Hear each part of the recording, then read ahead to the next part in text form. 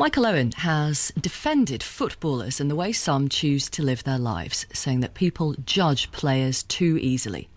The Manchester United striker has exclusively told this programme that he had been expected to start last night's Carling Cup tie against Wolves, but was ruled out at the 11th hour with a fresh hamstring injury. He now says he'll be out for several weeks. Michael Owen was speaking to us ahead of a new Children in Need campaign he's launching. You can hear him talk about that on our programme next month. But first, he started by telling me why he didn't play last night. Yeah, well, it's not going great in terms of in that really. I had a bit of a tight groin quite a while ago, and then I've trained for a week and preparing for last night's game, but then had a setback in training with a different muscle injury. So unfortunately, that ruled me out for last night. It's going to rule me out for a few weeks as well. And what's the new injury? Hamstring. I've got some damage in my hamstring, so as I say, I'm going to be out for the next few weeks, unfortunately. You sound a bit flat about it. Is it really? I mean, it's hard to keep getting injured, isn't it? Well, I mean, I've had a decent run when I first joined United. I think I was in the squad for the first 42 or 43 games or something, which was great. Playing and training every day, and when I build that, it's almost like an immune system when you're doing it every day, and then it's great. You get into a rhythm, and then obviously if you get one knock or one kick, and it causes you to miss a couple of games or miss a few training sessions. It's hard to get that rhythm back, and obviously then I got injured in the cup final. And then subsequently, this season, I was sort of been in the squad for the first 10 games or so, but unfortunately, as I say, a training ground injury the other day, and I'm going to be out for the next few weeks, which is disappointing. But it is part and parcel of football. Everyone gets injured, and hopefully I can come back and be as strong as ever. You'll have seen Hernandez's goal last night. Obviously, he played well for Mexico during the World Cup, and already some people are talking about him possibly becoming one of the all-time greats. I wonder if you were a bit younger than him when you burst through as a teenager. But what sort of advice would you give him? Well, I mean, it's obviously early days for him, but he's made a really good impression at the club. Scored goals in the last couple of games, which is always important, obviously for a striker, and a Man United striker in particular. He's young, and he's obviously enthusiastic and sharp and a good finisher. He's just come to a new country, and that would be a question mark to start with, but he seems to really be thriving. He's always got a smile on his face. He enjoys his football, and the fans have taken to him already, so it's so far so good. But obviously there's as I know, there's football changes in a week or whatever, so hopefully it's the start of something good for him. But he needs to keep working hard and keep putting in them performances, because at Man United that's what it demands. You score one week, but if you play poorly the next week, then it's then you could be out the team. So you need to always be on top of your game, and thankfully he's playing well at the minute, and long may that continue. Are you happy when you're fit? Are you happy playing infrequently at a top club like Manchester United, rather than going to perhaps a slightly smaller club where you might play more?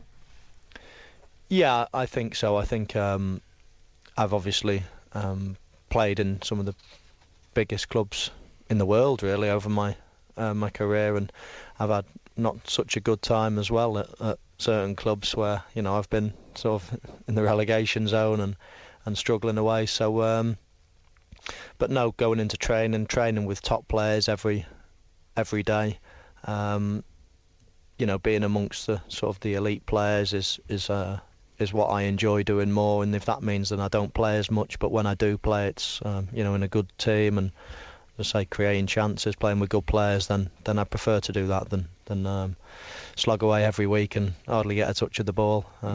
So I do prefer playing with quality, even if it's a little less frequent.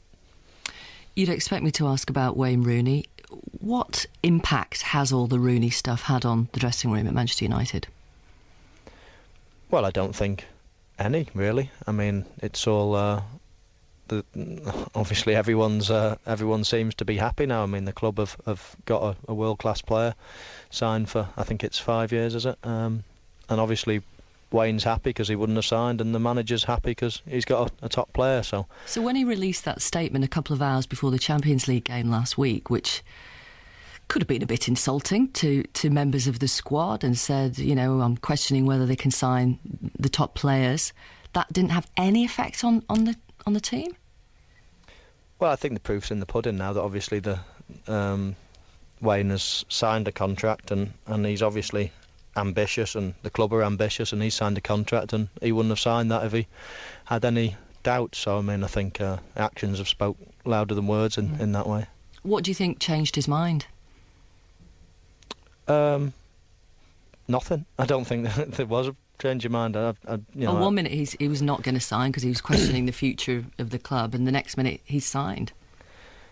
Well, I mean, yeah, that's sort of obviously the press can look into things like that and why or what and all the rest of it. But I don't really get involved in all that stuff. I mean, the bottom line is he signed a new contract. He wouldn't have done that if he wasn't happy. And as I say, everyone's happy now. Mm.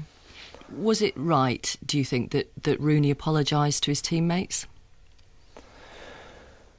If there was any confusion, then maybe so. But as I say, it's there's obviously a lot being made out of it, but half of it is just to fill papers because of the size of the club, the size of the stature of the player and everything else. But as I say, cutting out all the rubbish, the main thing is that he signed and the club are happy and he's happy and everyone's happy. So we'll move on. Do you think all the fans are happy? How do you think it's gone down with them? Well, I wouldn't know. I mean, you'd have to ask them, but you must get a sense from the players' point of view and from the club's point of view. We're all obviously happy that he signed, and as I say, it's better having Wayne Rooney in your squad than not. So we're all happy in that way. Can I ask, were you personally shocked at the way Rooney behaved in his private life? You're asking some cracking questions today. No, I mean, I think we're just going to go back to BT because it's not. Okay. This is not what we've.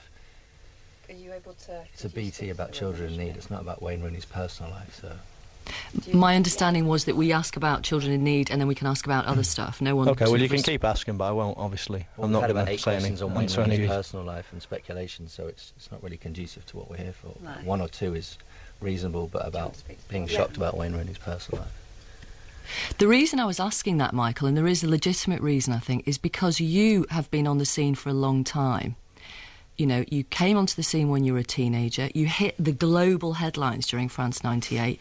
You've been an exemplary professional over the years, and you've managed to stay out of trouble. So you're an example of how it can be done. Well, what do you want me to say? Thank you very much for your compliments, but I mean, everybody's different, and yeah, I mean, I'm not obviously here to, as I say, to say this, that or the other, because I know how the media work as well, so I'm just going to leave myself open to a headline even if I don't say anything. So it's I'm a bit too wise in the head to obviously answer certain questions as well. Do you, just a final thought, in these sort of difficult economic times, do you think players do consider the tough times that some fans are having at the moment financially, and therefore perhaps a bit more discreet with their lifestyles? It's all a personal thing, really, isn't it? I mean, everyone's different. People like to judge footballers as a whole, but I think that's pretty unfair in many ways. Everyone's different. I've met some footballers that are absolutely fantastic people that, always visiting sick kids. They do things for charities, but they don't, ask for any press coverage about it, whether they just go about it because they want to do it, and some don't. That's not to say they're bad people or whatever. So I think it's dangerous if you sort of generalise people and say all footballers are this or all footballers that. There's as I say, we're all individuals. We all do our different things, and the only common thing is we all go out on a Saturday afternoon and play on the same football pitch. But apart from that, then every footballer is different.